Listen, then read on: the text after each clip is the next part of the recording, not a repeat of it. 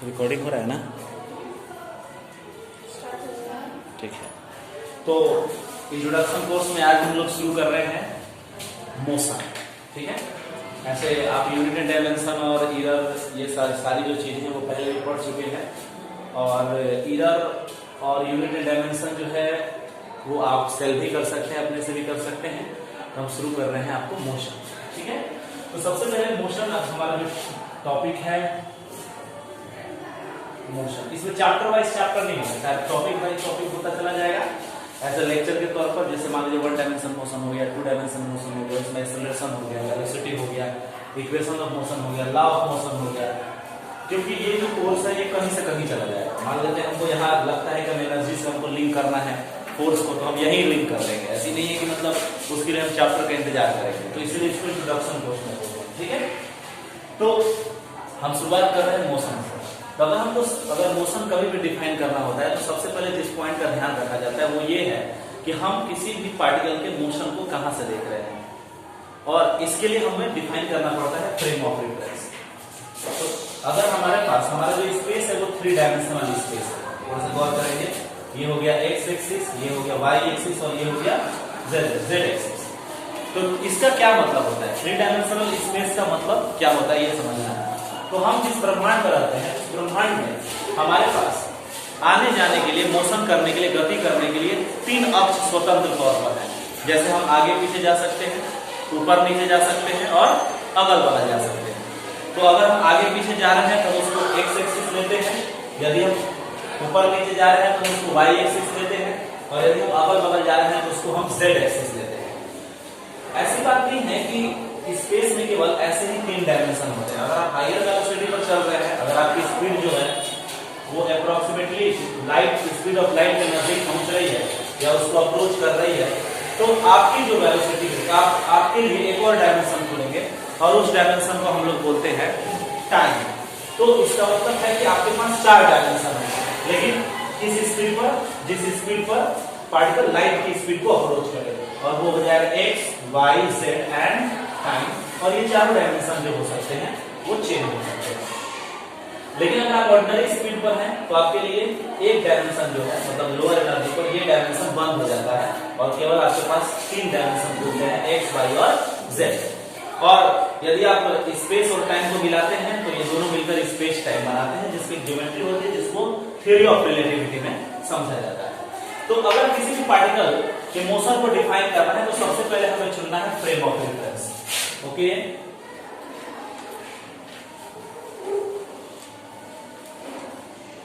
Frame of reference. अब frame of reference में 3 axis होते हैं, और इसी फ्रेम ऑफ रेफरेंस के रिस्पेक्ट में हम किसी पार्टिकल के पोजीशन को डिफाइन करते हैं। मान लेते हैं हमारे पास एक पार्टिकल है P।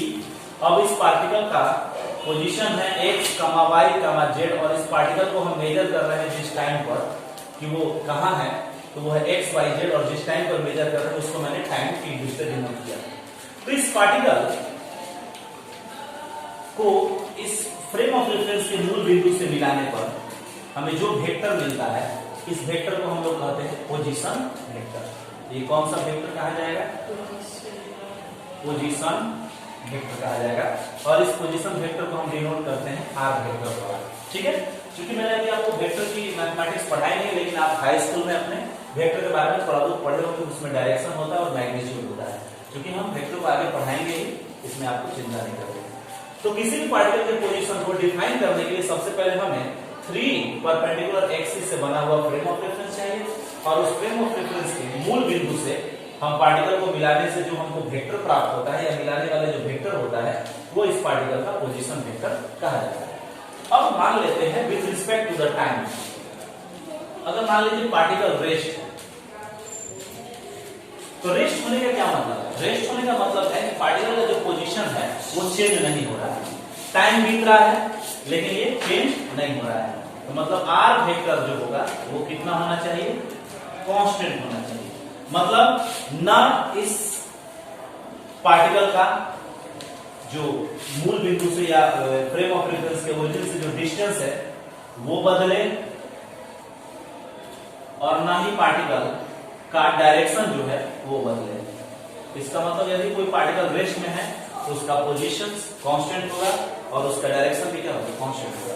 अब थोड़ा सा गौर कर लेते हैं, मान लेते हैं कि पार्टिकल मोशन कर रहा है और उसका आर कांस्टेंट है लेकिन डायरेक्शन जो है वो कांस्टेंट नहीं है, तो वो रेस्ट में नहीं कहा जाएगा। जैसे सर्कुलर मोशन देखिए, मान लीजिए एक पार्टिकल है और वो एक सर्कुलर पाथ पर गतिशील है, तो उसका रेडियस क्या हो गया, आर हो गया।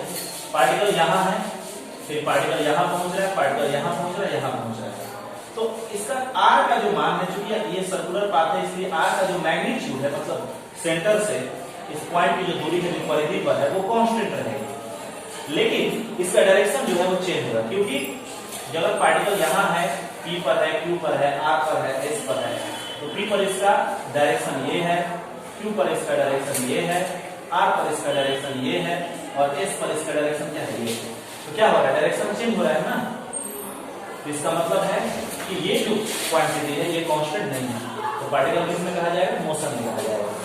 तो मोशन में अगर पार्टिकल रेस्ट में है तो उसके उस पार्टिकल के पोजीशन को कांस्टेंट होना होगा, उसके मैग्नीट्यूड और डायरेक्शन दोनों के साथ। अगर इस प्रकार से पार्टिकल को हम रेस्ट बता रहे हैं, तो अगर इसका r वेक्टर कांस्टेंट है तो इसका मतलब है कि इसका x भी कांस्टेंट होना चाहिए, y भी कांस्टेंट होना चाहिए, z भी कांस्टेंट होना चाहिए, बिकॉज r वेक्टर बराबर होता है xi प्लस yj और प्लस में zk। अब xi क्या है, x डायरेक्शन में, जैसे मान लेते हैं आपके पास ये पार्टिकल हो गया, अब इस पार्टिकल का आप देखिए यहाँ पर ये प्रोजेक्शन है x, ये प्रोजेक्शन है क्या y और ये प्रोजेक्शन है z। मतलब कहने का क्या मतलब है कि यदि कोई पार्टिकल है उसका पोजीशन r है तो वो 3 एक्सिस पर उसकी प्रोजेक्शन से मिलकर बना है, मतलब वो x पर कहां है, y पर कितना यूनिट पर है और z पर कितना यूनिट है।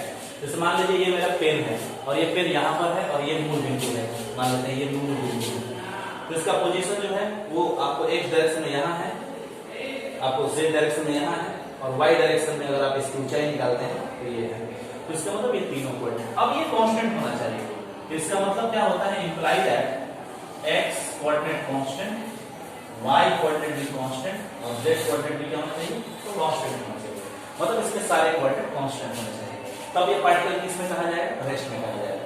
अब ये डिपेंड ये करता है कि रेस्ट जो होता है वो इस बात पर डिपेंड करता है कि हम पार्टिकल को कहां से देख रहे हैं, मतलब हमारा फ्रेम ऑफ रेफरेंस क्या है। अगर ये पार्टिकल जैसे एग्जांपल के तौर पर आप इस बोतल को देख लीजिए, क्योंकि बोतल दिख नहीं रहा होगा, मान लीजिए हम इस डस्टर को यहाँ रख देते हैं, शायद ये दिख रहा है, दिख रहा है, तो अगर इस डस्टर को यहाँ रख रहे हैं तो अब देखिए इस डस्टर का कोई पोजीशन नहीं चेंज हो रहा है, कोई भी इसका कोऑर्डिनेट चेंज नहीं हो रहा है, इसका y कोऑर्डिनेट जस्ट का 10 है, x कोऑर्डिनेट जस्ट का 10 है और z कोऑर्डिनेट भी जस्ट का 10 है। बट अगर मैं इसको मून से देखूं, अगर मान लीजिए इस पूरे इमेज को आप मून से देख रहे हैं, तो ये आपका मून हो गया और ये आपके अर्थ हो गया, तो मून के रिस्पेक्ट में अर्थ क्या है, मोशन में, या मान लीजिए आप सन से देख रहे हैं तो सन के रिस्पेक्ट में अर्थ क्या हो रहा है, मोशन कर रहे हैं और इसकी स्पीड जो है 35 किलोमीटर पर सेकेंड है, ऑर्बिटल स्पीड। तो इससे स्पष्ट है कि शुरू में ये जो पार्टिकल है P यहाँ था और 6 महीने बाद ये पार्टिकल यहाँ है, जबकि इसको हम हमारे रूम के रिस्पेक्ट में जस्ट करता वही था, लेकिन सन के रिस्पेक्ट में क्या होगा, इसका पोजीशन चेंज होगा, तो सन के रिस्पेक्ट में ये मोशन में है। इसलिए कोई भी चीज रेस्ट में तभी कही जाती है जब हम पहले फ्रेम ऑफ रेफरेंस डिफाइन कर ले। कोई दिक्कत यहाँ तक, कोई प्रॉब्लम, तो चलिए, तो हमने रेस्ट को डिफाइन कर लिया। अब देखिए अगर मान लेते हैं फंक्शन के तौर पर कुछ हो, जैसे मान लेते हैं आपके पास r बराबर दे दिया है 2 या पाई या e टू पावर समथिंग 2 या कुछ भी दे दिया है, तो ये सारे कांस्टेंट है। अगर पोजीशन आपको इस फॉर्म में दिया हुआ है, कांस्टेंट के फॉर्म में दिया हुआ है, तो इसका मतलब है वो पार्टिकल क्या है, रेस्ट है। मतलब क्या है कि पोजीशन जो होना चाहिए वो टाइम का फंक्शन नहीं होना चाहिए। तो इन रेस्ट कंडीशन में, रेस्ट के लिए r वेक्टर नॉट फंक्शन होना चाहिए किसका, टाइम का, टाइम का फलन नहीं होना चाहिए। अब मान लेते हैं आप कोई प्रॉब्लम बना रहे हैं, नॉमिनल बना रहे हैं और उसमें r बराबर दे दिया है 2t² प्लस 3t और प्लस 1, तो आपको स्पष्ट तौर पर कहना है कि पार्टिकल मोशन कर रहा है, क्योंकि ये किस पर डिपेंड कर रहा है, टाइम पर डिपेंड कर रहा है।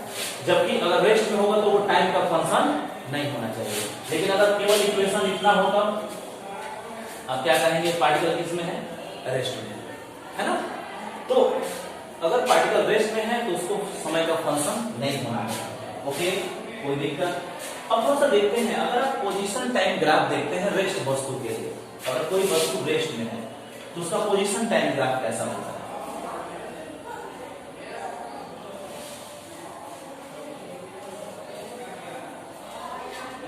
चलिए पोजीशन टाइम ग्राफ देखते हैं पार्टिकल का। तो विद्यार्थी यहाँ हम पोजीशन ले लेते हैं, मान लीजिए आर वेक्टर हमने ले लिया और यहाँ पर हम टाइम को ले लेते हैं 18 को।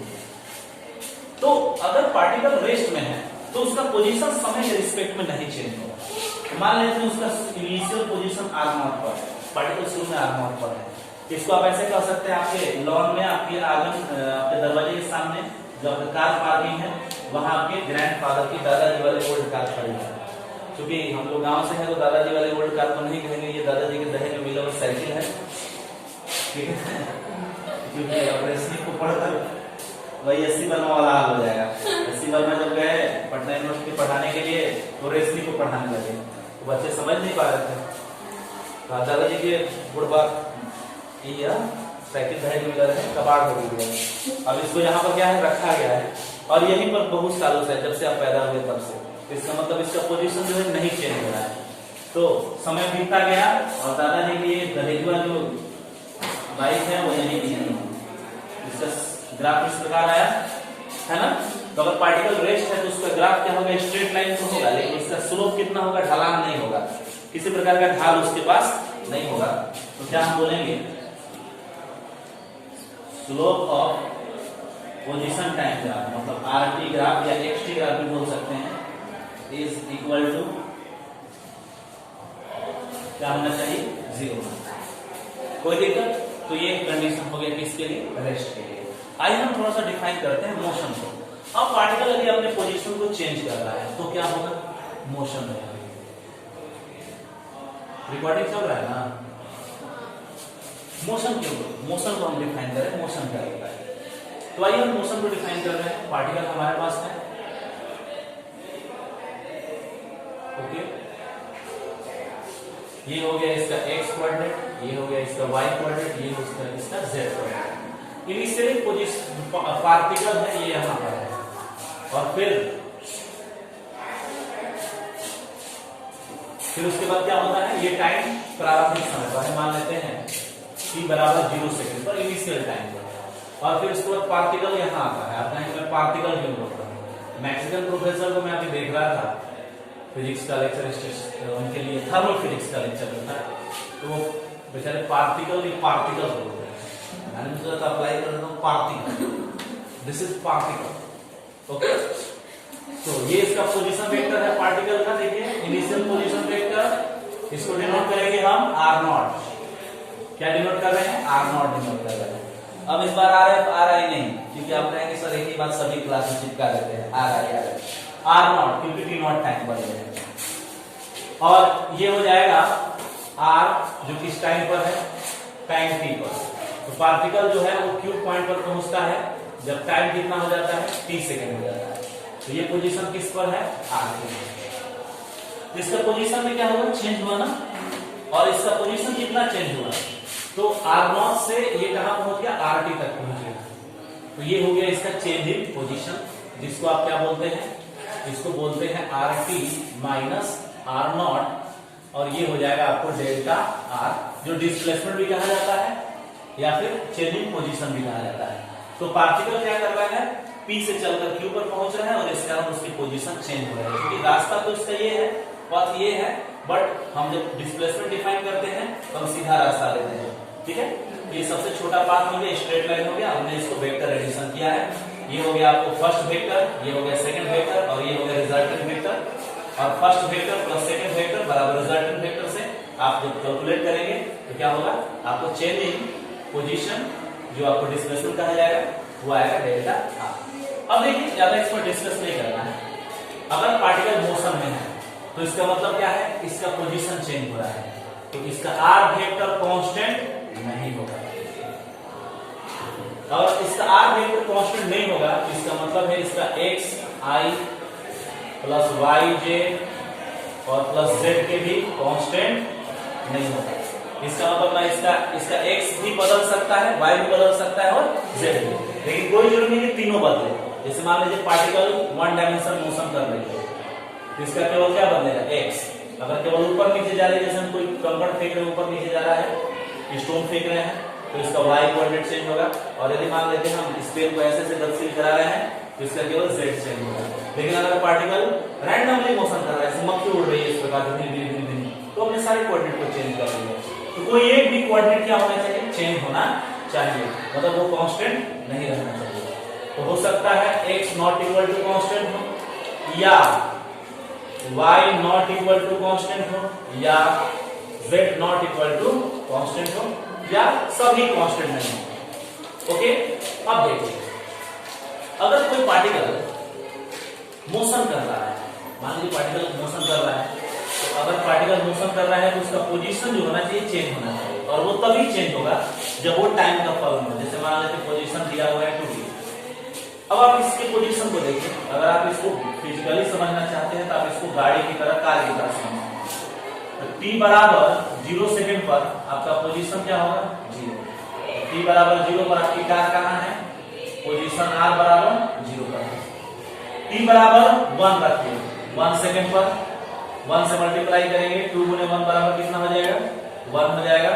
और पोजीशन कार का कहाँ आएगा, यहाँ पर। r बराबर कितना हो जाएगा, 2 हो जाएगा, किस पर, t बराबर 1 सेकंड। t बराबर 2 सेकंड पर ये कितना हो जाएगा, 2 दूनी का 4। तो देखिए तो क्या हो रहा है, टाइम के रिस्पेक्ट में ये कार अपने पोजीशन को चेंज करे, मतलब गति कर रही है ना। तो इसका मतलब है कि अगर पार्टिकल मोशन अवस्था में है तो उसका पोजीशन वेक्टर जो होगा वो मस्ट बी फंक्शन होना चाहिए किसका, टाइम का। अब कोई जरूरी नहीं है कि टाइम का लीनियर फंक्शन हो, क्वाड्रेटिक फंक्शन हो, या हायर पावर फंक्शन हो। जैसे लीनियर फंक्शन का मतलब ये हो गया r proportional to t, r proportional to t square quadratic function हो गया, और r proportional to n t to power n higher order function हो गया। अगर r जो है समय का फंक्शन है तो स्पष्ट तौर पर है कि वो पार्टिकल मोशन करेगा।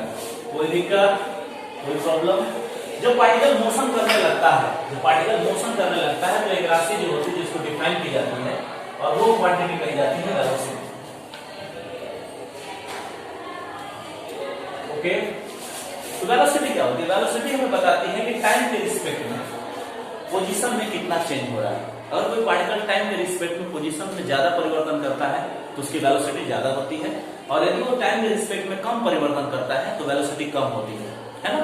यदि टाइम के रिस्पेक्ट में वो कोई परिवर्तन नहीं करता है तो वेलोसिटी कितनी होती है, 0 होती है। जैसे आपके पास ऑप्शन है यात्रा करने के लिए, और आप कार ले सकती हैं, आप स्कूटर ले सकती हैं, आप साइकिल ले सकती हैं, आप हवाई जहाज ले सकती हैं। तो आप कौन सा लेती हैं, हमेशा हवाई जहाज लेती हैं। इसलिए हवाई जहाज लेते हैं क्योंकि हवाई जहाज की स्पीड, वेलोसिटी या स्पीड आप कह सकते हैं अधिक है, क्योंकि वो कम समय में ज्यादा से ज्यादा डिस्प्लेसमेंट तय करता है। तो कोई भी पार्टिकल यदि कम समय में ज्यादा डिस्प्लेसमेंट तय कर रहा है तो हम कहेंगे कि उसकी वेलोसिटी अधिक है, और यदि कोई पार्टिकल ज्यादा समय में कम डिस्प्लेसमेंट तय कर रहा है तो हम कहेंगे उसकी वेलोसिटी क्या है, कम है।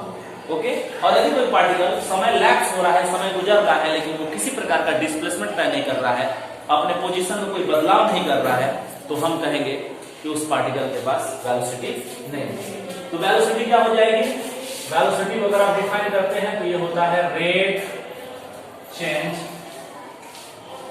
इन position with respect to the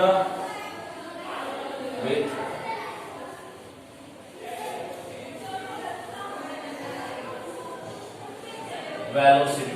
okay, तो चलिए यहां देखिए, इस पार्टिकल इसी ग्राफ पर आप देखिए, पार्टिकल के इनिशियल पोजीशन r0 था, फाइनल पोजीशन rt है। तो पार्टिकल क्या कर रहा है, अगर हम इसकी वेलोसिटी को डिफाइन करेंगे तो ये एवरेज वेलोसिटी यदि हम डिफाइन करना चाहते हैं पूरे इंटरवल में, तो average velocity time interval t बराबर 0 से t के बीच में, t बराबर 0 से t के बीच में, t बराबर 0 पर पार्टिकल यहाँ था, t बराबर t सेकंड पर पार्टिकल यहाँ आया। तो इसके लिए हमको ये देखना है कि इसका पोजीशन कितना चेंज हुआ। पोजीशन में चेंज हुआ rt माइनस r0, और किसके रिस्पेक्ट में चेंज हो रहा है, टाइम के। तो कितना टाइम लैप्स किया, t माइनस 0, जिसको आप कह सकते हैं ये हो गया change in position delta r, और इसको कह सकते हैं change in time delta T. This quantity is called velocity and इस एवरेज वेलोसिटी, क्योंकि ये पूरे इंटरवल के लिए एक लंबे इंटरवल के लिए एवरेज वेलोसिटी। अगर आप इसको अल्प समय के लिए डिफाइन करना चाहते हैं, जैसे कोई आपसे पूछ दिया कि आप ट्रैवलिंग कर रहे हैं एक स्थान से दूसरे स्थान, मान लीजिए हसन बाजार से आप पटना जा रहे हैं और हसन बाजार से पटना जाने के क्रम में आपने टोटल डिस्प्लेसमेंट नोट किया और टोटल टाइम नोट किया और डिवाइड कर दिया, तो आपको एवरेज वेलोसिटी मिली कि एवरेजली पर सेकंड आपकी वेलोसिटी कितनी है। लेकिन अगर कोई आपसे पूछे कि अगर आप 10 बजे यहाँ से बस पर बैठे हो, कोई आपसे पूछे 11:11 पर आपकी वेलोसिटी क्या है, तो उस समय आप क्या करेंगे, 11:11 और 11 सेकंड जैसे ही होगा आप ड्राइवर के केबिन में जाएंगे और वहां उसके स्पीडोमीटर को देखिएगा। तो स्पीडोमीटर अगर 60 पर है तो आप कहेंगे 60 किलोमीटर पर आवर उसकी स्पीड है। तो इसका मतलब ये है कि अगर आप किसी क्षण पर, किसी छोटे टाइम पर वेलोसिटी को देख रहे हैं या देख रही हैं, तो इसका मतलब है कि आप अल्प समय में वेलोसिटी का अध्ययन कर रहे हैं। तो एक क्वांटिटी होती है जो कि वेलोसिटी का और बढ़िया मान बताती, करेक्ट बताती है। क्योंकि अगर आप किसी भी चीज को, किसी भी इंफॉर्मेशन को यदि आप अच्छी तरह से समझना चाहते हैं तो आप उसके हर एक अंतराल, हर एक छोटे छोटे टाइम में उसके बिहेवियर को आप स्टडी करते हैं। लेकिन आपने जब एवरेज कैलकुलेट किया तो आपने बीच वाले बिहेवियर पर ध्यान नहीं दिया। आपने क्या किया, आप जब बस पर बैठी तो आपने टाइम नोट किया कि आपने 10 बजे बस पर बैठी हैं और पोजीशन नोट किया x = 0 हसन बाजार। उसके बाद आप क्या किए, वहां सो गए और सोने के बाद आप सीधे कब जगते हैं, 4 घंटे बाद जब आप पटना पहुंच रहे हैं। तो बीच में क्या हुआ, बीच में कब उसकी वेलोसिटी बढ़ी, बीच में उसकी वेलोसिटी कब घटी, इस पर आपने कभी नोटिस ही नहीं किया है। लेकिन अगर आप समय अंतराल को छोटा कर रहे हैं, अपनी आंखों को ऐसे करके एकदम खड़े हैं, एकदम स्पीडोमीटर के सामने एकदम बैठे हुए हैं ड्राइवर के बगल में, तो आप हर एक क्षण पर उसके स्थिति में परिवर्तन को देख रहे हैं, उसकी स्पीडोमीटर को देख रहे हैं, उसकी वेलोसिटी को देख रहे हैं। तो वहां पर आपको ज्यादा इंफॉर्मेशन मिल रहा है, ज्यादा जानकारी मिल रही है। किसी भी क्षण पर आप ये समझ जा रहे हैं कि वेलोसिटी कितनी है, कब वेलोसिटी धनात्मक है, कब ऋणात्मक है, कब गाड़ी जो है अपनी वेलोसिटी को बढ़ा रही है, कब घटा रही है ना, कब रोड खाली मिला, एक्सेलरेट हो रहा है, कब आगे भैंसा आ गया, सांड आ गया, पड़ा आ गया, क्योंकि अभी तो यही चल रहा है रोड पर। मतलब ब्रेकर बनाने की जरूरत नहीं है, अभी मोदी गवर्नमेंट में यही होता है, मतलब ऑटोमेटिक ब्रेकर। काऊ वहां खड़ी है और आप काऊ को तो हॉर्न में नहीं बजा सकते, काऊ को हॉर्न में नहीं बजाते इंडिया में, पू पू नो, काऊ ने वो अपने मन से जाएगी, माता है, माता तो हट पड़ेगा, हट।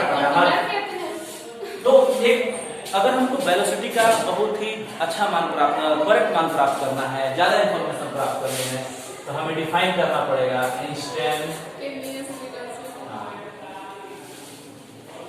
सबसे चैलेंजिंग काम क्या होता है इसमें, इसकी स्पेलिंग याद कर लो, काफी दिन लग जाते हैं। इंस्टेंटेनियस, काफी टेंटेनियस होता है।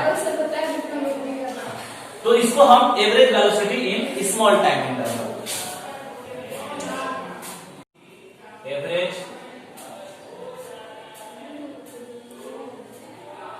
Velocity in small time interval, instantaneous velocity. आइए देखते हैं, इंस्टेंटेनियस को IM हम लिख सकते हैं, क्योंकि ये वेक्टर क्वांटिटी वेलोसिटी भी IM लिख सकते हैं। और यदि इसको डिफाइन करना है तो हमको अपने अंतराल को, टाइम इंटरवल को छोटा लेना पड़ेगा। तो limit delta T goes to कितना हो जाएगा, 0, और ये हो जाएगा एवरेज वेलोसिटी। तो डेल्टा आर डिवाइडेड बाई कितना हो जाएगा, डेल्टा टी। जैसे आप इसको ऐसे लिखते हैं delta R by delta T और लिमिट लेते हैं, ये डिफरेंशियल कोफिशिएंट बन जाता है और इसको लिखते हैं dr/t। इंस्टेंटेनियस वेलोसिटी को आपने डिफाइन किया। इंस्टेंटेनियस वेलोसिटी यदि आपको निकालना है तो न्यूटन जी के पास जाइए, लीबनिज के पास जाइए, कैलकुलस के पास जाइए। पोजीशन अगर वो टाइम का फंक्शन है उसका डिफरेंशिएशन कर दीजिए, आपको क्या मिलेगा, इंस्टेंटेनियस वेलोसिटी मिल जाएगी। कोई डाउट? तो अगर अब प्रॉब्लम कैसे आते हैं, प्रॉब्लम फंक्शन के रूप में आएंगे। ये आपको बहुत सारी इंफॉर्मेशन देंगे, ग्राफिकली भी आपको बहुत सारी इंफॉर्मेशन देंगे, मैथमेटिकली भी बहुत सारी इंफॉर्मेशन देंगे और इसका मतलब भी बहुत सारा निकलता है। कोई डाउट किसी को? तो सबसे पहले हमने एक वीडियो तैयार कर लिया, यहाँ पर ज्यादा बड़े बड़े वीडियो नहीं होंगे। दूसरा जो वीडियो होगा वो ऐसा ही छोटा होगा, लेकिन आपके जो क्लासेस होंगे वो कंटिन्यूअस चलेंगे, मतलब वीडियो यहीं स्टॉप हो जाएगा, फिर एक नया वीडियो बनेगा। नहीं तो कल पढ़ेगा। तो ठीक है, आपकी जैसी मर्जी। ठीक है, आपके मन से नहीं चलेंगे क्या? आज इतना भी छोड़ेंगे? 4 बजे कल से पढ़ाइएगा तो ज्यादा। ओके, तो इसको हम स्क्रीनशॉट ही ले लेंगे। स्क्रीनशॉट क्या, हम तो वीडियो डालिए दे रहे हैं तो बोर्ड का। ओके।